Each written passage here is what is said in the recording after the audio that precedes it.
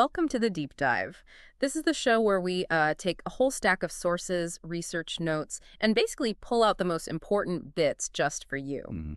Today, we're jumping into the, well, pretty fascinating world of financial institutions, how they work, how they're managed. It's a big topic. It really is. And our deep dive today, it's built around this really comprehensive set of course materials. It's called Management of Financial Institutions. Right, the kind of thing you'd see in finance specializations. Exactly. Or for folks prepping for, key banking exams, especially thinking about the context in Nepal here. Yeah, it's very relevant there. So our mission really is to give you a shortcut, a way to grasp the core ideas, the functions, even some of the surprising details of the financial world. Distilling it down. Yeah, taking the best from this rich source material. So by the end, you should have a really clear picture, not just of what these places do, but crucially, why they matter so much. To the economy and, to you personally. Absolutely. That's spot on. These materials, they're really designed to build a strong foundation. Understanding how these institutions operate, how they're managed, getting those fundamental concepts and techniques down. Right. It helps you analyze the different types, their functions, grasp the role of the central bank, which is huge, and monetary policy. We'll definitely get into that. And also, the specific activities of places like securities firms. It's about seeing the whole picture, the entire ecosystem. Okay, perfect. Let's unpack that then. Starting big picture. Yeah. What actually are financial institutions, and why are they just so critical? Well, critical is the word. They're essentially the invisible backbone of a market economy. Invisible backbone, I like that. Their real genius, you could say, is acting as intermediaries, channeling funds. From savers to borrowers. Exactly, from those who have surplus funds to those who need them. Yeah. And this isn't just moving money around. It fundamentally cuts down the transaction costs, the risks. For both sides. For both sides, yeah. It enables investment, consumption. Things that just wouldn't happen otherwise, or would be much harder. Like a small business loan or something huge. Precisely.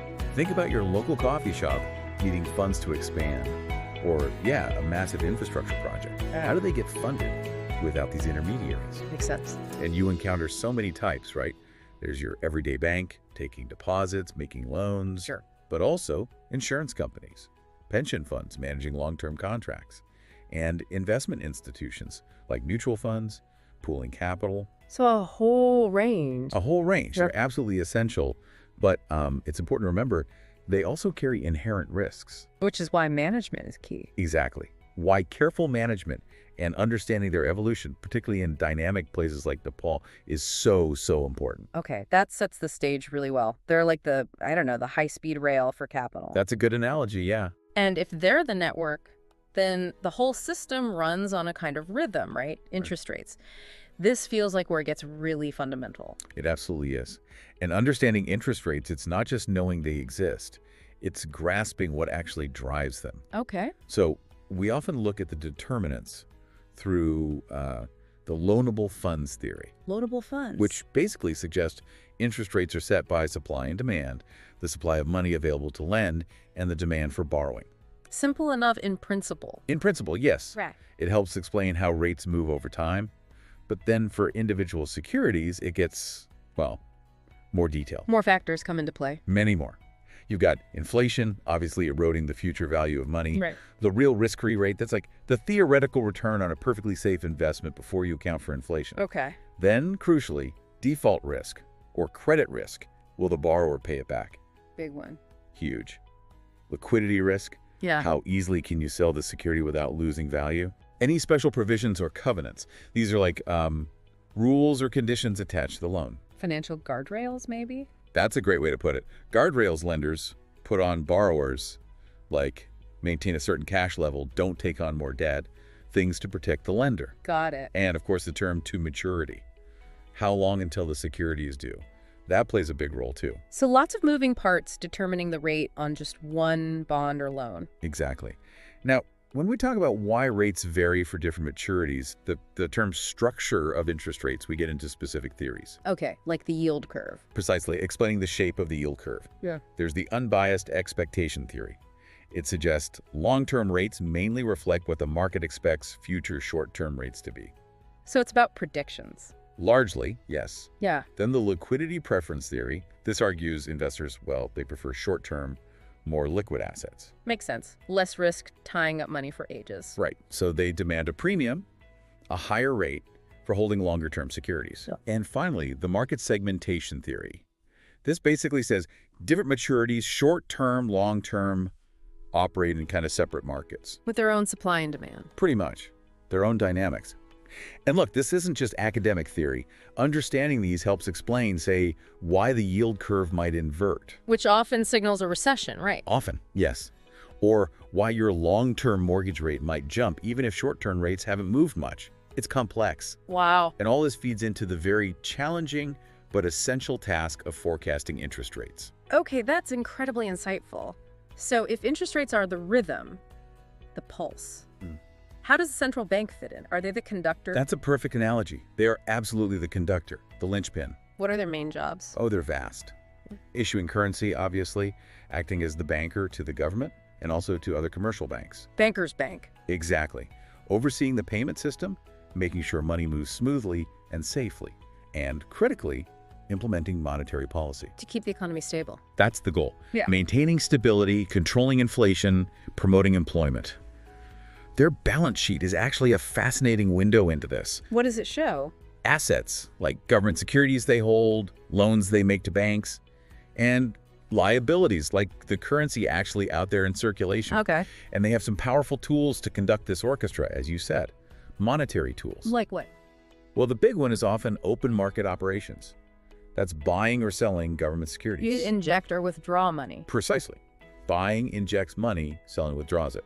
It's usually their most frequently used tool. Okay. Then there's the discount rate. That's the interest rate banks pay if they borrow directly from the central bank. It acts as a signal. A signal of the central bank's intentions. Yeah, their stance on monetary policy. And finally, reserve requirements. How much cash banks have to keep on hand? Exactly. The minimum percentage of deposits banks must hold in reserve, not lend out. This directly affects how much money banks can create through lending. So adjusting that changes the lending capacity. Significantly. And these tools, they have ripple effects across the economy. How so? Well, for instance, if the central bank lowers the discount rate or cuts reserve requirements, Banks can lend more easily. right, it typically increases the money supply, which tends to lower interest rates, and that can stimulate borrowing and spending economic activity. So they're constantly fine-tuning. Constantly navigating. There's this dynamic choice, too. Should they target the money supply directly or target a specific interest rate? What's the difference? If they fix an interest rate target, they might have to let the money supply fluctuate to achieve it, and vice versa. It involves trade-offs. I see. And in Nepal, the Nepal Rashtra Bank, the central bank there, plays exactly this role, constantly calibrating its policy tools to fit Nepal's specific economic situation, managing inflation, supporting growth, financial stability. It's a crucial job. Absolutely crucial. Okay, so with that picture of the central bank setting the overall economic pulse, let's zoom back in on the institutions themselves, the players in the system, starting with the ones we probably know best, commercial banks. Right, commercial banks. These are the institutions most people interact with daily. Your checking account, maybe a car loan or mortgage. The familiar faces. Exactly, and they vary hugely in size, right? From giant multinational banks down to smaller local community banks. Their core functions, traditionally, are taking deposits and making loans. That's the bread and butter. But they do more now, don't they? Oh, much more. They're incredibly adaptable. They facilitate payments, think debit cards, online transfers, offer foreign exchange, wealth management services, insurance products sometimes, lots of things. Okay. And how do we understand their health, their business? We look at their financial statements, of course. The balance sheet shows assets, loans they've made, securities they hold versus liabilities, the deposits they owe, debt they've taken on, and their equity, the owner's stake. Standard accounting. Standard, but with banking twists. And then the statement of profit or loss, showing revenues and expenses. But importantly, there are also off-balance sheet items. Off balance sheet, what's that? Things like loan commitments, promises to lend in the future, or derivative contracts, complex financial instruments. They don't sit on the main balance sheet right now, but they carry real risk. And potential future profits or losses. Exactly. And they generate fees too. So we analyze their financial health using frameworks like ROE, return on equity. Seeing how well they use shareholder money. Basically, yes. How efficiently they generate profit from that equity base. And because they're so central, Regulation is absolutely paramount. To prevent crises. To prevent crises, protect depositors, maintain stability. Nepalese commercial banks, like banks globally, follow strict capital adequacy rules. Meaning they need enough of their own capital. Enough capital cushion to absorb potential losses without failing. These rules often reference international standards like the Basel III framework. It's all about resilience. Right, resilience. Okay, but finance isn't just these big commercial banks. You mentioned other types. What about something like microfinance? That sounds quite different. It is quite different and really transformative. Microfinance fundamentally challenged a core traditional banking assumption. Which was? That the poor are not creditworthy, that they're too risky to lend to. Ah, okay. The microfinance revolution really grew from recognizing that standard banks often just excluded low-income people, marginalized communities. So what's the rationale? How does it work? The rationale is simple but powerful. Provide small loans, microloans, savings accounts, and other financial services to these groups. It fosters economic self-sufficiency, empowers communities. And it proved the assumption wrong. Largely, yes. It showed that if you offer appropriate terms, maybe use group lending models for social collateral, the poor are often very reliable borrowers.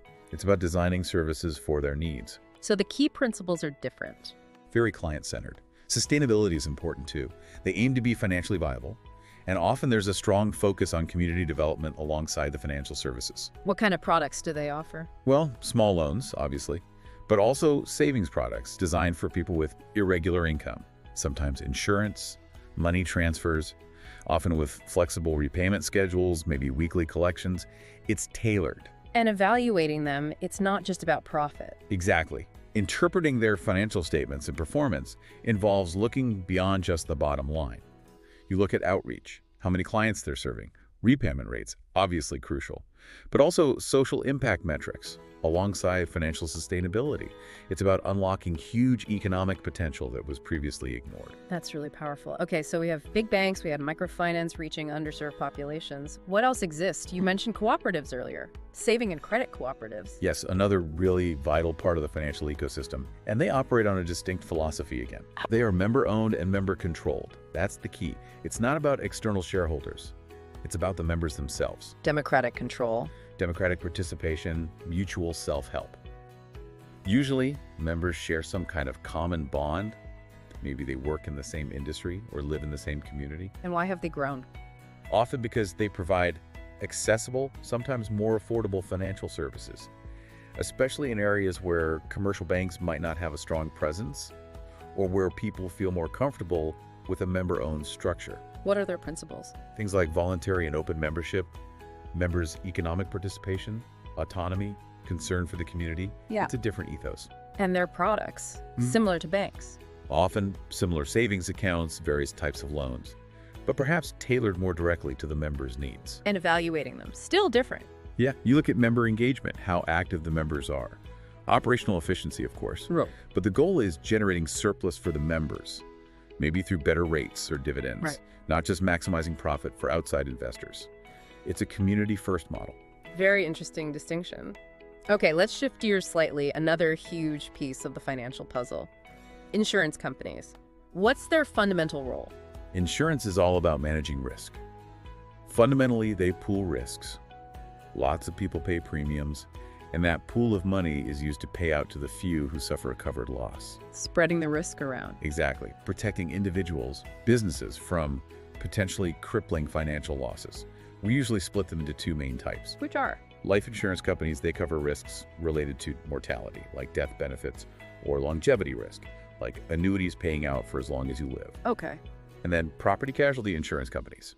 They cover risks to your property, house, car, and liability risks, like if you cause an accident. Got it. How do they figure out what to charge?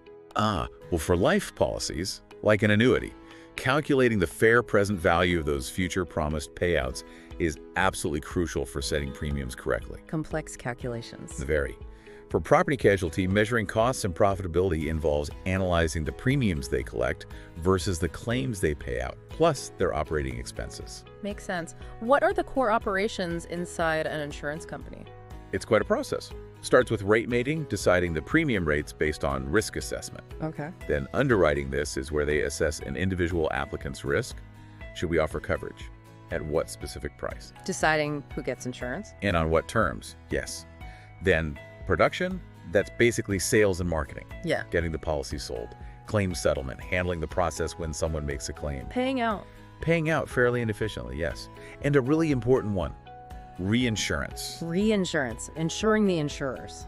Pretty much. Insurers transfer some of their own risk to other specialized reinsurance companies. It spreads their risk even further, protecting the primary insurer from huge catastrophic losses. Ah, a safety net for them. Exactly. There are alternatives to traditional reinsurance too. And, like banks, they are major investors, managing the huge pools of premiums they collect until claims need to be paid. Right. And regulation. Absolutely critical. In Nepal, you have the Bima Samiti, the insurance board. It regulates both life and non-life companies, ensuring they're financially sound, treat customers fairly. It's also played a big role in trying to expand insurance access. Okay, comprehensive. Yep. So that covers protecting assets through insurance. What about actively growing assets? Let's talk investment companies, maybe mutual funds and hedge funds. Right. Shifting focus to investment vehicles. Investment companies are primarily in the business of pooling money from many investors. Strength in numbers. Exactly. Pooling funds to invest in a diversified portfolio of securities, stocks, bonds, etc. This offers investors diversification they might not achieve on their own, plus professional management. And mutual funds are a common type. Very common, often structured as open-end funds, meaning you can buy shares from the fund or sell them back to the fund directly, usually based on the net asset value. And they invest in different things. All sorts. Equity funds focus on stocks, bond funds on debt, money market funds on very short-term debt. Lots of variety. A big trend recently is the shift towards passive funds like ETFs, exchange-traded funds. Instead of active stock picking. Right. They just aim to track a market index, like the S&P 500. Generally lower fees. Performance is always a hot topic, comparing active versus passive. And yes, mutual funds in Nepal are regulated to protect investors. Okay. What about hedge funds then? They sound different. They are distinct, yes. Often more complex, maybe more aggressive. While they also pool capital, there are key differences. Generally, they're less regulated than mutual funds. They typically cater to sophisticated, wealthy investors or institutions. Higher barrier to entry. Definitely. Yeah. And they use a much wider, often more complex, range of investment strategies. They might use leveraged borrowing money to amplify bets short selling, derivatives. More tools in the toolbox. Many more tools, and often aiming for absolute returns, trying to make money whether the market goes up or down. This can involve taking on significant risk. So higher potential returns, higher potential risks. Often, yes. And because they can be very large and active, they can have a real impact on market dynamics, sometimes contributing to volatility. They're significant players. Okay, interesting. Now, thinking longer term, pensions. Critical for retirement security. How do pension funds work? Absolutely critical. Yeah. Pension funds are set up specifically to provide income for people when they retire. The basic idea is pooling contributions from employers, employees, or both, and investing that money over the long term. Grow it for retirement. Exactly. They come in different flavors, though. A really key distinction is defined benefit versus defined contribution. What's the difference there? Defined benefit, or DB, plans promise a specific payout at retirement. It's often based on a formula, like final salary and years of service. The key thing is the employer bears the investment risk. They have to make sure the money is there. Correct. Defined contribution, or DC, plans, think 401ks in the U.S., are different. They specify the contribution going into an individual account. Okay. The final payout then depends entirely on how well the investments in your account perform. The investment risk shifts largely to the employee. Big difference for the individual. Huge difference. Pension funds can also be insured or non-insured, private sector or public sector funds. And how are the benefits calculated in, say, a defined benefit plan? There are different formulas. A flat benefit formula might just pay a set dollar amount per year of service. A career average formula bases it on your average earnings over your whole career. Or a final pay formula, often using your earnings in the last few years before retirement, which usually results in a higher benefit.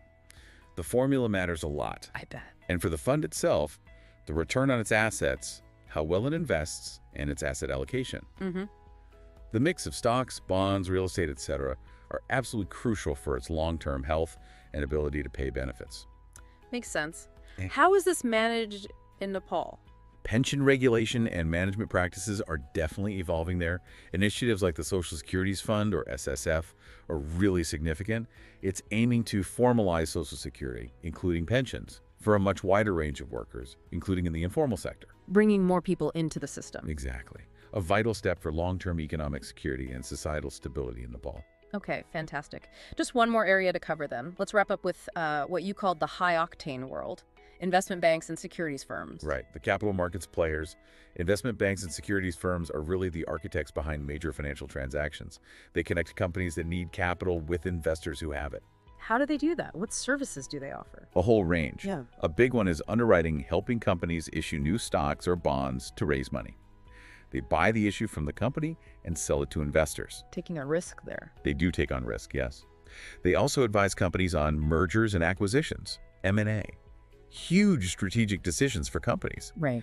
They facilitate trading in securities, stocks, bonds, derivatives, in the secondary market, which provides liquidity. That's essential. Allowing people to buy and sell easily. Exactly. And they offer brokered services, executing trades for clients, both big institutions and individual retail investors. So multiple activity areas. Yeah, you can think of areas like corporate finance, underwriting, M&A, sales and trading, asset management, managing money for clients, and research, analyzing companies and markets. And given their role in the markets, Regulation is key again, because they're so central to capital formation and market functioning.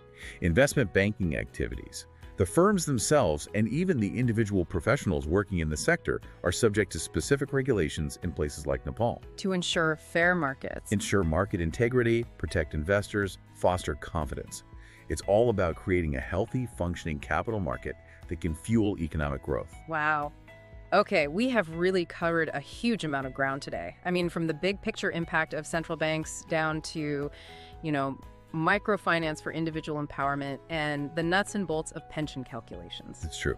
This kind of deep dive into managing financial institutions, it really highlights that intricate, interconnected web that underpins our economies. Yeah, WED is a good word. It connects everything, doesn't it? Yeah. From your simple daily banking transaction, maybe buying a coffee, right up to funding massive projects, planning for retirement decades away, the complex trading in global markets. These institutions are, well, the engines. They really are the engines of economic progress, as you said, and it's so clear how deeply tangled they are with just our everyday lives and the overall economic health of, well, everywhere. Absolutely. It's quite something to see it all laid out. It really is. And thinking about all this, it maybe raises an important question for you, listening in.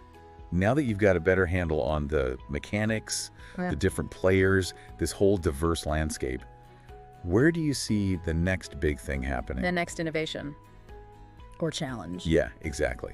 What's the next big innovation needed, or perhaps the most significant challenge you see emerging for these vital institutions in the next few years? What problem out there are financial institutions maybe uniquely positioned to tackle next? Something to think about. That is a great question to leave folks with. Food for thought. Well, thank you for joining us on this deep dive. It's been incredibly illuminating. My pleasure. And for everyone listening, until next time, keep digging deeper.